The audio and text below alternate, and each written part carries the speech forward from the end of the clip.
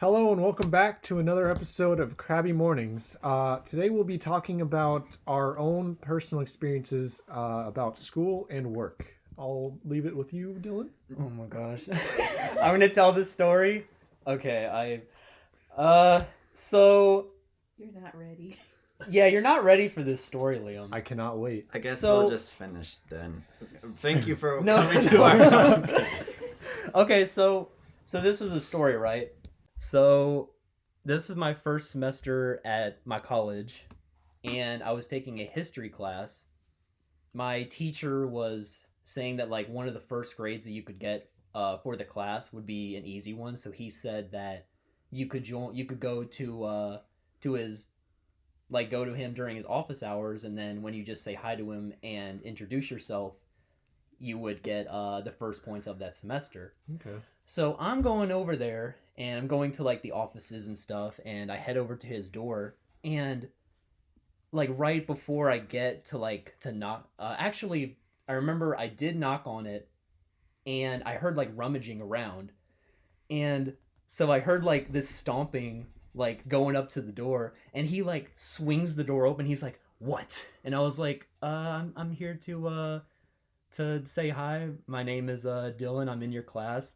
And he was like, "Oh, okay." So he ushers me in, and I go in, and I'm like there for like a few minutes, just saying like, "Hey," just again introducing myself. Yeah. And the whole time he was just acting like really weird. Like he was looking around, and like he was like very wide-eyed, like he'd just done something. You seemed panicked. So from that experience, I left and went about my day. I'm pretty sure that based on that, he was doing very unholy things in his office. Oh. If you catch my drift. Oh. Yeah. Summoning demons, yes. Yes. We'll leave that to your imagination. Yes. Yeah. Over to Liam.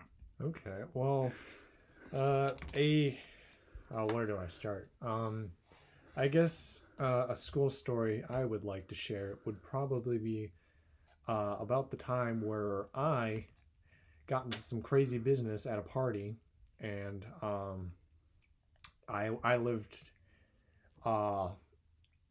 in North Dakota at the time, and I had gone to a party that was 40 miles from my house, and I went with some friends, and when we got there, it was kind of empty. It was a farmland kind of thing, like a Courage the Cowardly Dog, but there was snow on the ground because it was like January or February.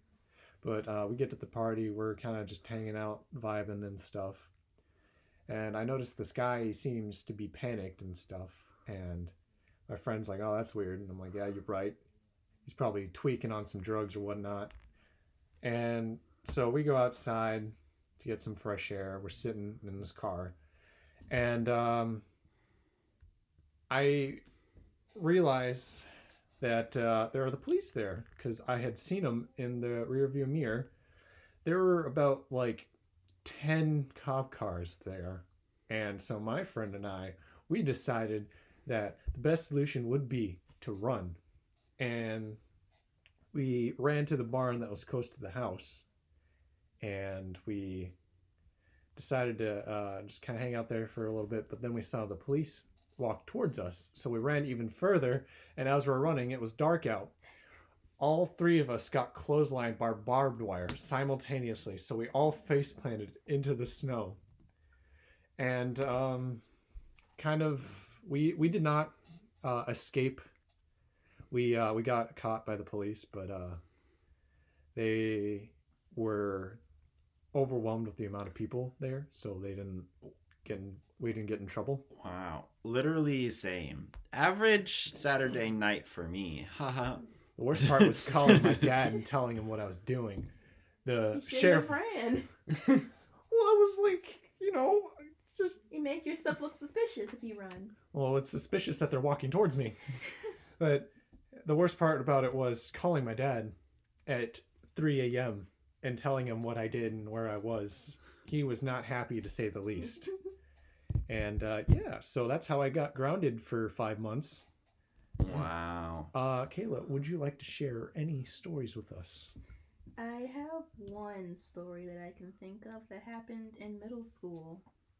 So, obviously, I was in middle school and I was going to my second period, which was math class.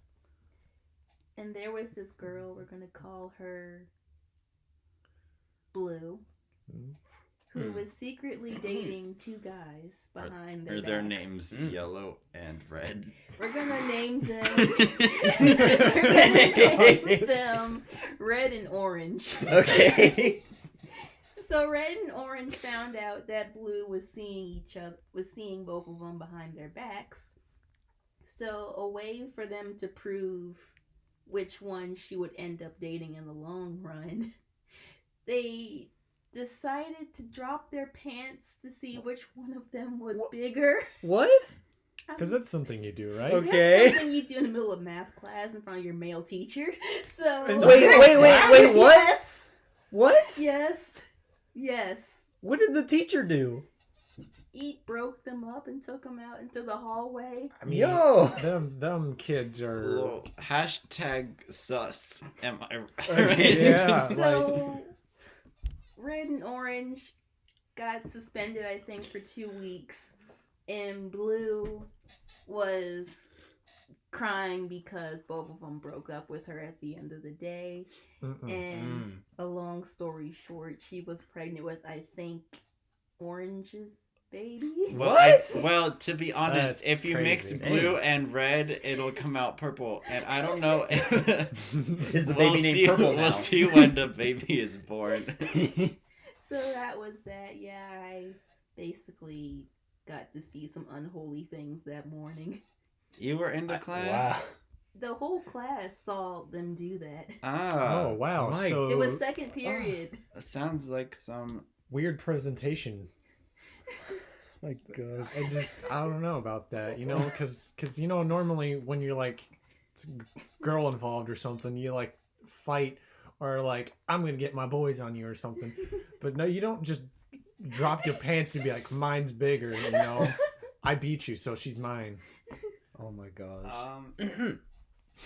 Yes, John. This took a turn for the worst. I was gonna say I have a story that's like not as bad, but I thought was kind of crazy. I knew this kid in one of my art classes in high school that he looked at his and like everybody had like a Chromebook Yeah. and stuff.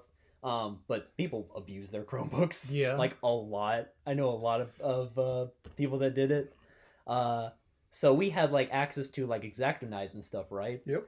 He looks at his computer screen, takes his X-Acto knife, and he's like, what if I drag this onto the screen? So he takes the knife, presses it onto the screen, drags it down. You can hear like this like Well, you know, he's just this- stupid. yeah, this like this weird like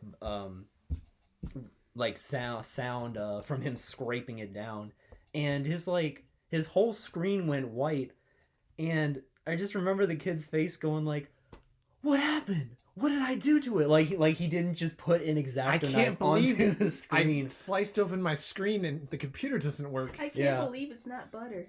I was walking with my friend this other time, and the same kid ended up ripping what was it? It was the towel rack from the bathroom. He ripped it off the wall. They threw it into the hallway outside, and they started kicking it and like beating it up and stuff. And me Yeah. and my friend are just sitting there just watching them like destroy this towel rack. Oh my God. And so I walk into the bathroom and I'm looking there, and there's just an empty place where the towel rack used to be.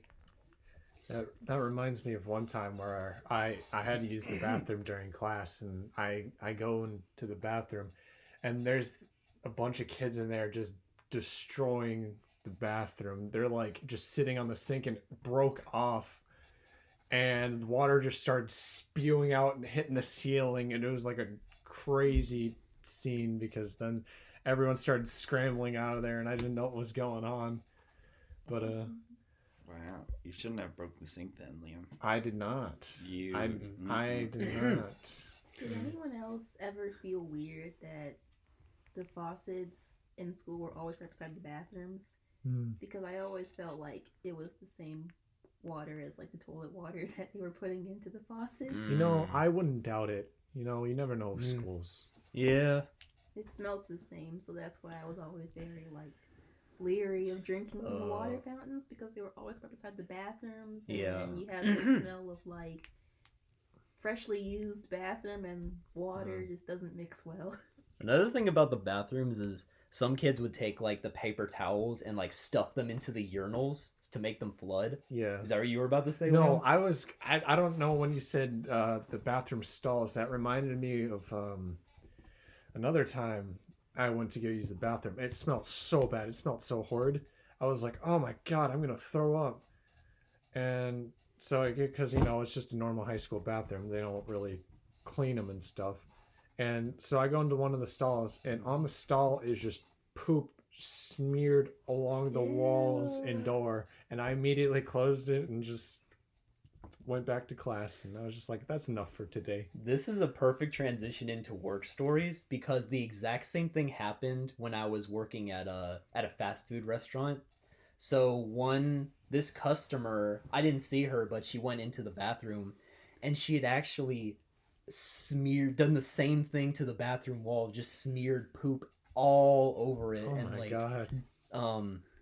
And so like they almost had like one of the teenage workers clean it up, and and we were like, no, we're not doing that. Yeah, that is too much. Yeah. Are you That's sure why we I didn't don't need a like trigger public- warning? That's why I don't like public restrooms. I agree, yeah. Because you don't know what people are like doing to those bathrooms. You never know at like fast food restaurants or school bathrooms. It could be anything. Yeah. Okay, but why do we treat our booties? Well, this is a weird question. What? Shh. Um, You know how when you go to a public bathroom and then you like cover the seat with like all that toilet paper to make sure that your booty doesn't touch the seat? yeah. Yeah. Yeah. Do other people do that? Like, why is my booty more special than I don't want to catch any diseases. Well, it's also because some people will literally like pee on the seat. That is true. So Yeah, no, they just don't care. It's just free for all in the bathrooms apparently. yeah. Well, it depends. I'm pretty sure if it was their private bathroom, they wouldn't do it. But they're like, I would hope so. I would hope they keep that clean because that's where they live. I don't like where this is. All the poopy words. I was about to transition it because per my brother's request, he wanted me to talk about the ice cream machines we had at the fast food restaurant. Oh yeah. So I don't know what I should say about it. It was like, so basically how they worked was like there was like two tops on top of the machine, and you would like go into the back and you would take these bags of like the mixture and like pour it in, but it took like 3 or 4 bags just to fill up like one vat, and it was 2 of them. So sometimes like my coworkers would be lazy and be like, oh yeah, it's actually not working right now, or like sorry, it's under maintenance, or making up all these like excuses for it. That happened all the time, like almost every time that I went in there, I think. That's why I don't get ice cream from that place he used to work at. Yeah. I just assume it's always broken, and I just never order ice cream. Oh, it's not broken. They just They're just lazy. well, half and half. Sometimes it actually is broken, but it was very rare when I was working there. Kind of. All right. Do you guys want me to tell y'all about my famous story that I tell everybody about from that place? Sure. I would love to hear it. So I don't think I've told you this yet, Liam.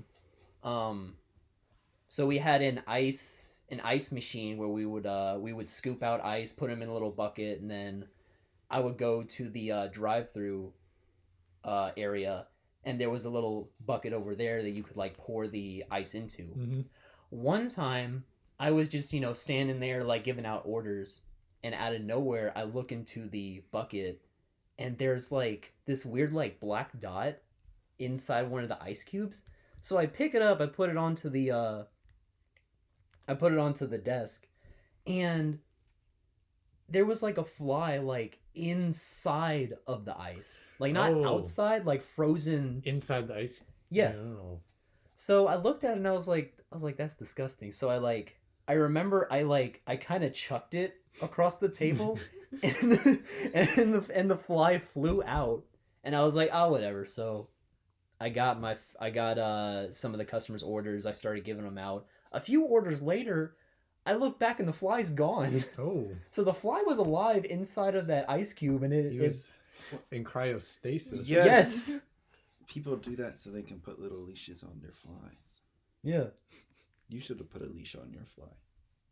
I don't want no pet Yeah, fly. Well, you missed your opportunity.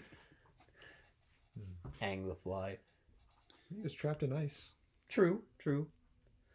Wow. I think that, well, I also worked at a fast food place, but we only sold ice cream, but we had some food items that I never learned how to make. And then one day, after like a couple months of working there, this lady comes up, and usually everyone orders cookies or ice cream because they're up in the front. And then she's like, "Hey, I'll have a crepe." I said, "A crepe?" And I have no idea how to make it. And then my boss had gone to the back. And so then I told her that I didn't, well, what do you even say in that situation? I don't know how to do it. Well, I mean, you were never trained to do it, so you can't do anything about it. Well, I did. And it was not good. Don't make crepes when you don't know what a crepe is. What did the lady say when you gave it to her? She was... Was she pleased with the service she got, or was she upset? Anyway. I am gonna guess no. Can I speak to the manager? Nobody spoke to my manager was never there. Ooh, shade. Awkward. Oh my gosh. I think one of my managers started stealing from the money bin, so she got fired. So she was the lady who trained me, so she didn't train me anymore. And the other manager got pregnant, so she had to have a baby or whatever. Irresponsible. I was about to say I had a manager that stole money as well, and they found out and they fired her. And then the lady who replaced them kept taking breaks to go smoke and leaving me over there. So the police officer kept checking on me because he thought that I was because I was always in distress. Mm-hmm. Also, I was like 15. Oh. But anyways, yes, so I basically ran an ice cream store by myself. I am a strong, independent worker. Good job. That's great, John, that you ran a whole ice cream store by yourself. Yes, for Very like proud. half an hour a day. But still. You're your own manager for that half a day. Yes. But, yeah, how many jobs have you guys had? I have had 2. I have had 3. I've had 4. And I've had 5. I'm just kidding. I had 3 as well. Oh, that's nice. But I'm glad we could talk about some cool stories today. I think that's all for today. And so we bid you guys farewell. Have a crabby morning. And Dylan, would you like to finish us off with our final question of the day? Yes, give me 1 second. No seconds. Wait. No seconds allowed. You should have been prepared. Oh, roasted I for didn't your print lack it of out. preparation skills. Hold on. There we go. Hold on, Give me 1 second. Hold on, wait a minute. Wait a minute. Oh, Something ain't right. all right. Fine, let me ask a question wait. of the day. Wait. What is your favorite what's your favorite octopus fact? No. Ollie, But here's the question. Are there any crazy experiences you've had at work/school? There we go. And I like it. all right, and you guys have a wonderful day. Cut.